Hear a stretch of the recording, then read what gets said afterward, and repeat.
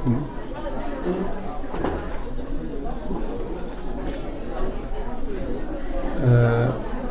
Donc je reviens à là où on s'est arrêté avant la prière du Maghreb. Je disais, il est inadmissible que l'estomac jeûne pendant toute la journée et le cœur ne suit pas. Et le cœur fait tout le haram. Et celui qui, parmi nous, commettait des péchés, des désobéissances, normalement, il doit jeûner pendant le mois de Ramadan. Il ne peut pas faire comme si le mois de Ramadan, ce mois sacré, rendu sacré par Dieu subhanahu wa ta'ala, par le jeûne, il se comporte dans ce mois comme s'il était en dehors du mois de Ramadan. Sachez une chose, c'est que plus on s'éloigne du péché, de la désobéissance, plus on s'abstient de faire l'interdit, plus on s'approche de Dieu subhanahu wa ta'ala. Notre éloignement de la désobéissance n'est qu'un rapprochement de Dieu subhanahu wa ta'ala. Ça veut dire que tu vas être dans la proximité de Dieu.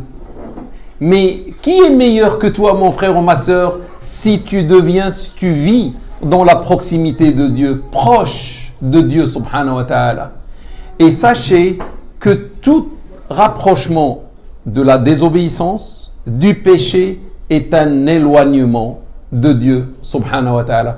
Plus tu sombres dans la désobéissance, jour après jour, plus tu t'éloignes de Dieu subhanahu wa ta'ala.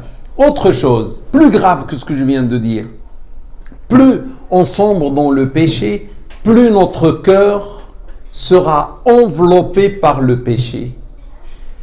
Désobéissance après l'autre, chacune c'est comme une tache sombre, obscure, qui se place sur le cœur.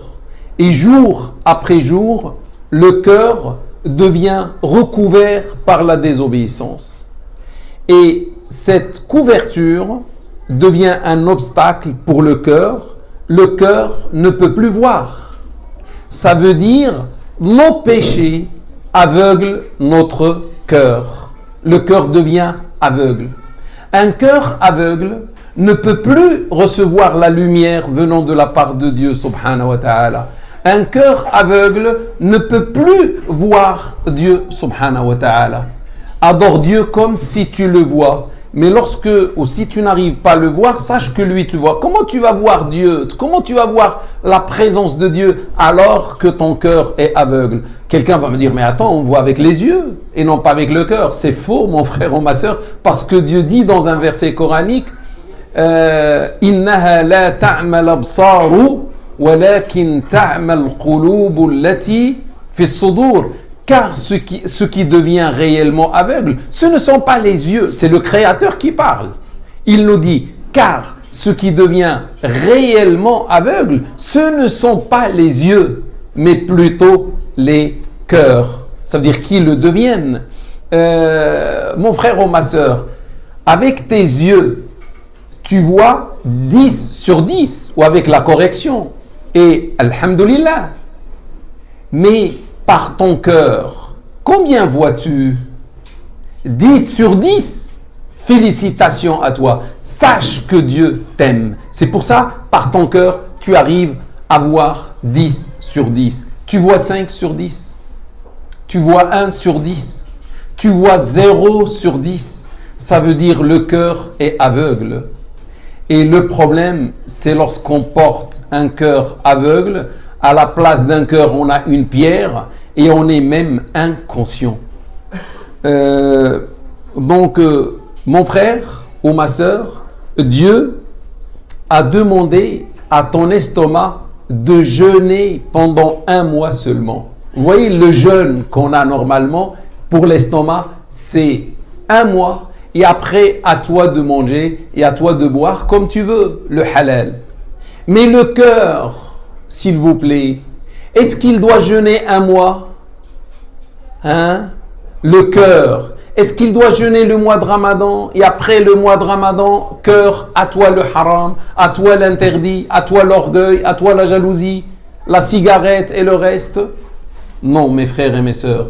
Dieu a demandé à notre estomac de jeûner un mois seulement, mais il a demandé à notre cœur de jeûner toute l'année, de jeûner à vie. Et vous savez, vous qui avez cru, on vous a prescrit le jeûne, comme on l'a prescrit à vos prédécesseurs, peut-être serez-vous pieux.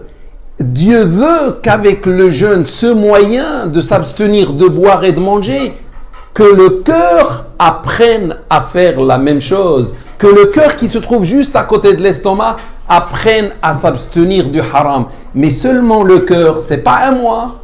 S'il apprend, il va s'abstenir pendant toute l'année. S'il arrête l'orgueil, il doit l'arrêter toute l'année. S'il arrête les gros mots, il doit le faire toute l'année et à vie. Et ainsi, tu deviens un pieux. C'est ça le jeûne des pieux. Celui qui arrive à maîtriser son cœur, à priver son cœur du haram. Mais tu sais, mon frère ou ma sœur, quand tu arrives à faire ça, tu deviens quoi? Tu deviens un ange qui marche sur terre. Parce que pendant le mois de Ramadan, tu ne manges pas, tu ne bois pas, tu ne mens pas, tu ne jalouses pas, tu ne fais aucun haram. C'est-à-dire tu es devenu un pieux, tu jeûnes par l'estomac, par l'œil, par la main, par l'oreille, par la bouche, par le cœur, partout. Mais tu deviens un ange. Ah, donc celui qui jeûne un jeûne de pieux, il devient pendant un mois un ange. Elle devient pendant un mois une ange. Masha'Allah. Et c'est ce que Dieu a voulu pour nous. Même les anges vont nous voir et dire Subhanallah, gloire et pureté Dieu. Cet homme, combien il est fort. Il arrive avec le jeûne de ne pas faire une ascension, seulement devenir pieux, mais il va faire une grande ascension jusqu'au point de devenir un ange. Masha'Allah. Tu deviens un ange grâce à quoi? C'est grâce au jeûne. Surtout si le cœur se met à jeûner à côté de l'estomac. Maintenant, je passe, mes frères, à mes sœurs, à une autre chose. Sachez que le jeûne n'est qu'une forme d'amour. Lorsque je jeûne, ça veut dire j'aime Dieu. Ah oui, j'aime Dieu. Pourquoi? Parce que le jeûne, normalement, c'est comme si je dis, Seigneur, tu sais mon amour pour les boissons, le lait, l'eau, le jus, le café 10 heures. Hein. C'est difficile de se priver du café de 10 heures. Le café de 16 heures, c'est difficile de s'en priver. Le thé, celui qui dit, si je ne bois pas le thé, ma tête me fait mal. Seigneur, tu sais combien j'aime ces choses-là. Seigneur, tu sais qu'à midi, je ne pense plus à personne. Allez, tout droit vers le manger de midi. Je ne peux pas me priver à midi, je sens quelque chose me manque. J'ai faim, je veux manger. Mais Seigneur, j'aime le manger, j'aime les boissons, j'aime mes désirs. Mais, Seigneur, je veux te montrer que pour toi, je me prive de tout ça. Que pour toi, je m'abstiens de tout ça. Pendant un mois, je vais laisser les choses que j'aime, je vais laisser mes boissons, je vais laisser mon manger, je vais laisser mes désirs pour te satisfaire, Seigneur, pour te dire que je t'aime. Plus que mon amour pour le repas, plus que mon amour pour les boissons, plus que mon amour des désirs que tu m'as accordés dans le halal. Seigneur, si tu vois que ce que je fais est sincère pour toi, je te demande une seule chose, aime-moi. Mais je te dis déjà, il t'a aimé, parce que si tu l'aimes jusqu'à ce point, sache que ton amour n'est que la réciprocité de son amour à lui. Parce que déjà, il a commencé par t'aimer. Et c'est lorsqu'il t'a aimé que tu t'es mis, toi aussi, à l'aimer. Dieu dit dans un verset coranique, yuhibbuhum wa yuhibbunahu. Il, lui, Allah, il les aime. Qui? Ces créatures, les croyants. Il les aime. Et il, au pluriel, l'aime, lui. Mais il a commencé d'abord par il les aime. C'est-à-dire l'amour est venu de lui. Il nous a aimés d'abord. Et grâce à son amour, on l'a aimé à notre tour. Donc félicitations à toi. Si tu vois que tu aimes Dieu jusqu'à ce point, sache qu'il t'aime. Et félicitations à toi. Le jeûne du cœur, pour moi, est essentiel. Le jeûne du cœur, c'est le jeûne même. C'est la piété, c'est le jeûne même. Et ce n'est pas possible que Dieu, subhanahu wa ta'ala, qui regarde surtout ton cœur, le trouve en train de manger ou de rompre le jeûne du mois de Ramadan pendant le mois du Ramadan. C'est pour ça le prophète sallallahu alayhi wa sallam dit dans un hadith, Inna Allah la yanzuru ila ajsamikum wala ila suwarikum walakin yanzuru ila qulubikum. Dieu ne regarde pas vos corps. C'est lui qui a créé les corps. Dieu ne regarde pas vos corps. Il ne regarde pas votre aspect extérieur, vos images. C'est lui qui a créé l'image. Il regarde surtout vos cœurs. Rapporté par l'imam Muslim. Imagine mon frère ou ma sœur, Dieu qui te regarde pendant le mois de Ramadan. Est-ce qu'il ne doit pas, est-ce que ce n'est pas obligatoire pour toi de lui montrer le meilleur de ton cœur? Il regarde ton cœur et il va trouver la jalousie dedans. Il va trouver l'orgueil, il va trouver le mensonge, il va trouver la médisance, ou bien tu dois embellir ton cœur pour lui. Chacun de nous, mes frères et mes sœurs, avant de sortir, qu'est-ce qu'il fait? Qu'est-ce qu'on fait avant de sortir? Chacun prend soin de ses habits, de son corps, de son aspect, etc. Je ne sais pas combien des personnes passent de temps devant la glace, devant le miroir. Pourquoi tout cela? Pourquoi? Parce que les gens vont te voir, et parce que les gens vont te juger, et parce que les gens apprécient l'aspect extérieur. Mais je te dis, si tu fais ça pour les gens, pourquoi tu ne fais pas la même chose pour Dieu? Et si on fait la même chose pour Dieu, on embellit notre cœur, on regarde nos cœurs à travers le miroir. Comment est-il? Pourquoi on ne prend pas soin de lui? Qui va prendre soin de lui à notre place? C'est notre cœur. Il est à nous. On doit le purifier. On doit le lessiver. On doit le nettoyer, le rendre propre pour Dieu, subhanahu wa ta'ala. On doit jeter toutes les choses que Dieu déteste. Et ce travail, c'est maintenant qu'il faut le faire. C'est pas pendant le mois de Ramadan. Il reste 2 jours. Allez, pendant ces 2 jours, je vais me purifier. C'est quoi me purifier? Ça veut dire, je vais faire le repentir. Je vais faire taouba. Seigneur, je commettais le mensonge. Pour toi, je vais l'abandonner. Seigneur, j'étais jaloux. Pour toi, je vais abandonner la jalousie. Seigneur, je commettais cela ou cela. Je me purifie, je me repens, je fais le repentir. Et c'est même ce que Dieu demande lorsqu'il nous demande le jeûne, c'est que chacun fasse ce travail approfondi sur sa propre personne. C'est quoi ce travail? C'est soigner le cœur, c'est purifier le cœur, c'est changer le cœur. Ça veut dire ma mission pendant le mois de Ramadan, c'est quoi? C'est avant que le mois parte, je dois changer catégoriquement mon cœur. Je fais une opération de changement. Ah, qu'est-ce que je dois faire? Je dois devenir un pieux à la fin. Et pour cela, je dois abandonner tous mes péchés, toutes mes désobéissances, parce que je veux devenir pieux, parce que je veux aller au paradis, parce que je veux que Dieu m'aime, parce que je veux devenir un noble. Dieu dit dans un verset coranique, Inna Allah la yughayyiru ma biqawmin hatta yughayyiru ma bi anfusihim. Jamais Dieu ne change l'état d'un peuple tant que celui-ci ne change pas ce qu'il y a en lui-même. Si tu veux le changement, que le changement vienne de... Bien sûr, le changement vient de Dieu. Il n'y a rien qui se passe sans lui. Mais c'est lorsque Dieu voit que le peuple veut le changement. Si on prend le peuple, on peut prendre les personnes. Ça veut dire que chaque personne opte pour le changement. Tant que les gens ne veulent pas le changement, Dieu respecte leur choix.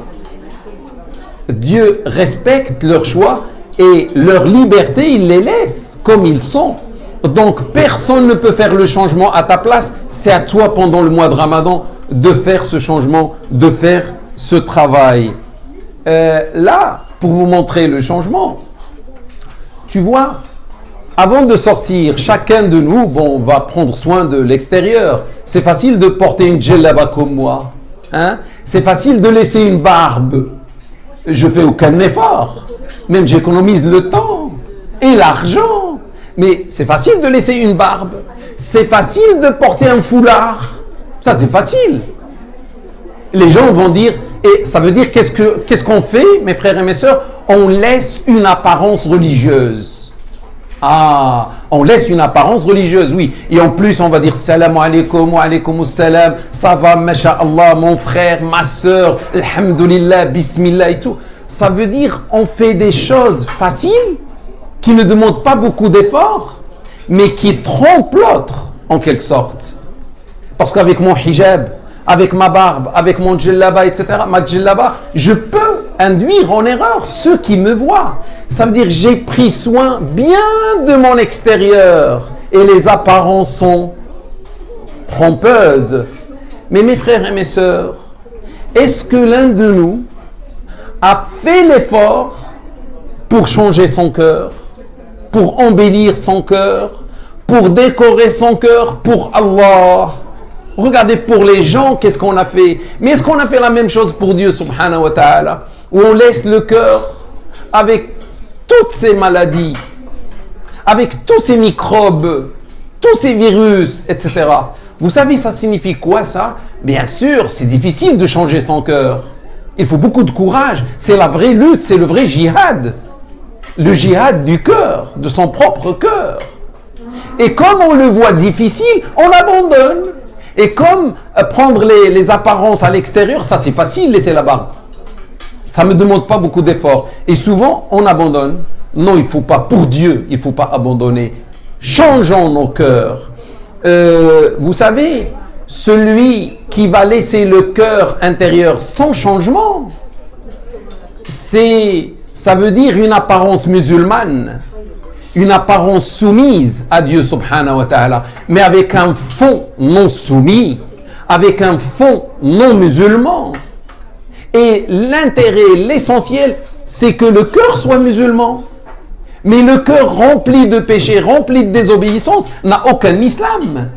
Donc, qu'est-ce qu'on fait en quelque sorte, mes frères et mes sœurs? On est dans le mensonge. Lorsque l'apparence est islamique 100%, mais le cœur est loin de l'islam. L'islam, ça veut dire la soumission à Dieu. Islam, c'est soumission à Dieu. Le cœur n'est pas soumis à Dieu. Le cœur est soumis à ses désirs. On est dans le mensonge. Ça s'appelle l'hypocrisie. Ça s'appelle le nifaq. Ça s'appelle le manque de sincérité. Et il faut savoir que Dieu a posé une condition, vous la connaissez. Tant que tu n'es pas sincère, Dieu n'accepte pas tes œuvres.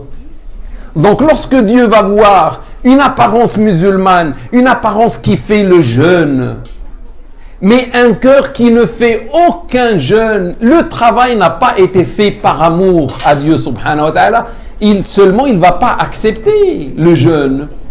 Innama yataqabbalu Allahu min al-muttaqin. Dieu dit dans le verset coranique, Dieu n'agrée que les œuvres venant ou accomplies par les pieux. Parce que le pieux va faire ce travail sur son cœur. Il ne va pas abandonner le cœur à lui-même. Frères ou sœurs, Quand est-ce que tu vas purifier ton cœur pour Dieu si tu ne le fais pas pendant le mois de Ramadan? Tu penses que dans un autre mois, tu vas le faire? On ne peut pas parler du mois de Ramadan, on ne peut pas parler du jeûne, du cœur ou de l'estomac ou d'autres choses, l'œil ou autre, sans parler du Coran, sans parler du Coran, le Coran. Dieu dit à propos du, il fait un lien, subhanallah, dans un verset coranique entre le Coran, la parole de Dieu, et Ramadan. Shahru Ramadana alladhi unzila fihi al-Qur'an. Le mois du Ramadan dans lequel le Coran a été révélé. La première fois où le Coran est venu à ce monde, le message, le dernier message de Dieu pour l'humanité a été révélé, c'était pendant le mois du Ramadan. Donc Dieu, mes frères et mes sœurs, et ça c'est très important, Dieu a fait du mois de Ramadan quoi? Un mois d'adoration, un mois de jeûne, un mois de Coran, etc. Les gens aujourd'hui, les musulmans d'aujourd'hui, qu'est-ce qu'ils ont fait du mois de Ramadan? Ils ont fait du mois de Ramadan un mois de distraction, un mois de jeu, un mois de plaisanterie, un mois de blagues, un mois de films, un mois de séries, un mois de comédie, les pièces de théâtre et de rire, un mois de rire, un mois de jeu, un mois de nerfs, un mois de colère. Ne me touche pas parce que je jeûne. Tu me dis quelque chose, je vais t'insulter parce que je jeûne. Attention, je jeûne. Mais tu jeûnes pour Dieu?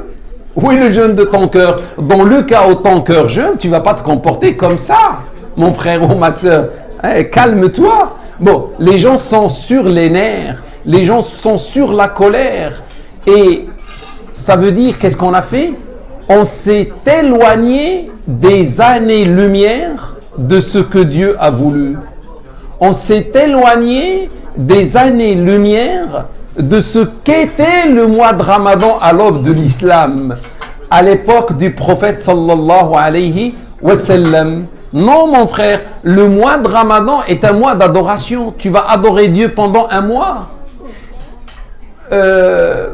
S'il vous plaît, celui qui fait la prière, est-ce qu'il peut se distraire? Est-ce qu'il peut écouter la musique, danser dans la prière? Non. Mais la même chose, celui qui jeûne pendant tout le mois, jour et nuit, le mois de Ramadan, c'est sacré, jour et nuit. Est-ce que pendant le mois de Ramadan, je vais me distraire? Est-ce que je vais voir des choses qui vont me faire rire, etc. Non, je ne peux pas. Parce que comme si je ris dans la prière, comme si je m'amuse dans la prière, la même chose dans le mois de Ramadan, je ne dois pas me distraire. La seule chose, c'est l'adoration. Je veux sauver ma personne de l'enfer. Je veux finir dans le paradis. Je veux devenir noble. Mon souci, attention, un jour du mois de Ramadan est passé. Le deuxième jour est passé. Le troisième, il ne me reste que 27. Attention, 15 jours sont passés. Où suis-je dans ma progression? Je fais une course contre le temps pour m'améliorer, etc. Ça, c'est normalement ce qu'on doit faire. Ça veut dire, pendant le mois de Ramadan, je dois lire le Coran. Je dois lire le message de Dieu qu'il m'a envoyé, au moins pendant le mois de Ramadan. Mais pas n'importe quelle lecture. Une lecture attentive, une lecture avec concentration, avec recueillement, pourquoi pas avec des larmes aux yeux. Une lecture qui me rapproche de Dieu, une lecture avec méditation. Je dois écouter le Coran pendant le mois du Coran. Imaginez, si je lis tout le Coran, si j'écoute tout le Coran dans le mois du Coran, le mois du Ramadan, et je ne change pas, c'est un problème. Je dois pleurer, c'est un problème, c'est une catastrophe. Je vous donne un exemple comment les gens se comportaient à l'aube de l'islam. Parce que, ou peut-être avant de vous dire ça, Dieu nous donne un exemple. Il dit لو أنزلنا هذا القرآن على جبل لرأيته خاشعا متصدعا من خشية الله. Si nous faisions descendre ce Coran sur une montagne, tu la verrais, certes, toute humble, toute recueillie et fissurée par crainte de Dieu. Subhanallah, Dieu nous donne la parabole. Une montagne, si elle reçoit la révélation du Coran, va fondre, va se fissurer, va se recueillir devant l'évocation de Dieu, subhanahu wa ta'ala. Et nous, on est des humains, on a un cœur qui peut aimer. On n'arrive pas à vibrer avec la parole de Dieu. Ça veut dire le cœur, cela, si tu vois frère ou sœur d'abord, que ton cœur ne vibre pas avec le Coran, ne vit pas des sentiments forts lorsqu'il entend le Coran, sache que ton cœur est enveloppé par le péché. Tu n'as pas pu le nettoyer. C'est pour ça qu'il faut nettoyer maintenant, avant le Ramadan, pour que le cœur arrive à, goûter à la parole, la douceur de la parole de Dieu, subhanahu wa ta'ala. Je vous donne un exemple. Une fois, il y avait un voleur qui a décidé, de cambrioler une maison la nuit. À minuit, il est passé par-dessus le mur. Il était en train de descendre l'escalier et il a entendu le propriétaire de la maison qui est en train de lire le Coran dans sa prière. Vous voyez comment les gens passaient la nuit à l'époque? C'était avec Dieu. Je lis la parole de Dieu. Il était en train de lire la parole de Dieu dans la prière, concentré dans sa prière. Et le voleur a commencé à entendre la voix venant de la maison. Et il a entendu ce verset coranique. أَلَمْ يَانِ لِلَّذِينَ آمَنُوا أَن تَخْشَعَ قُلُوبُهُمْ لِذِكْرِ اللَّهِ وَمَا نَزَلَ مِنَ الْحَقِّ.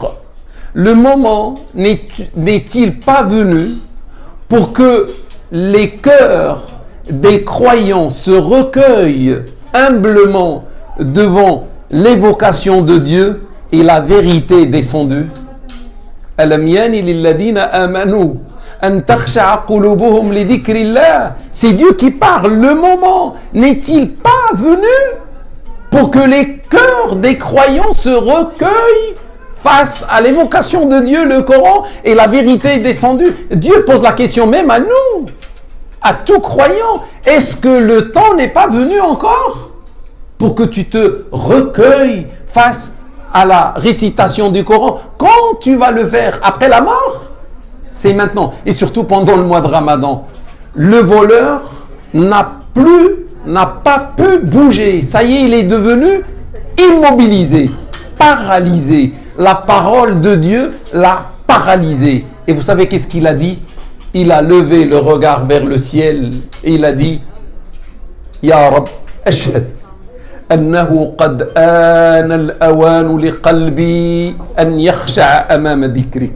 Il a dit: Seigneur, j'atteste que le moment est venu pour que mon cœur se recueille face à ton évocation.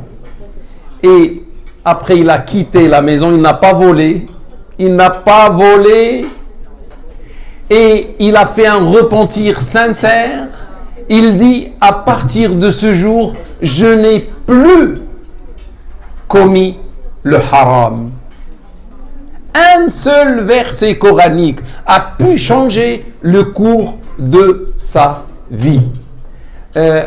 Ainsi était le vertueux à l'époque, ainsi était le voleur, ainsi était le pécheur face au Coran. Que dire à l'époque des gens vertueux et des gens pieux? Aujourd'hui, le prieur ne vibre pas devant le Coran. Que dire du pécheur? je m'arrête là. Il me reste un petit bout. J'y reviendrai par la suite, Inch'Allah. Il me reste l'invocation et les larmes. Ad-du'a wal-buka. Pendant le mois de Ramadan, c'est bien de faire beaucoup d'invocations et de pleurer beaucoup pendant le mois de Ramadan. Je m'arrête là et on reprendra par la suite, Inch'Allah.